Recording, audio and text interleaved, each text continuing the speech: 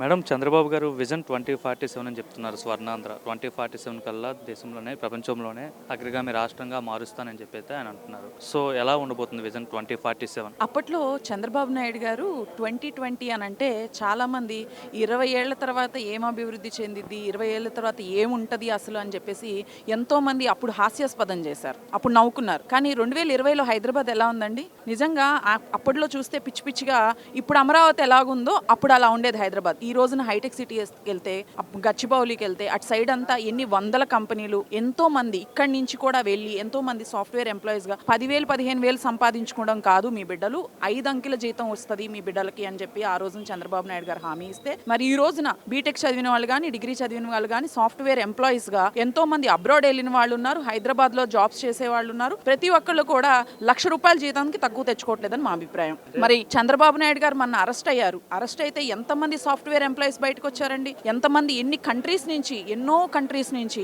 52 countries వరకు బయటకు వచ్చి దీక్షలు చేసి మేమున్నాం సపోర్ట్గా చంద్రబాబు నాయుడు గారికి అని చెప్పేసి జగన్కి చెప్పుతో కొట్టినట్టుగా సమాధానం చెప్పారు జనం.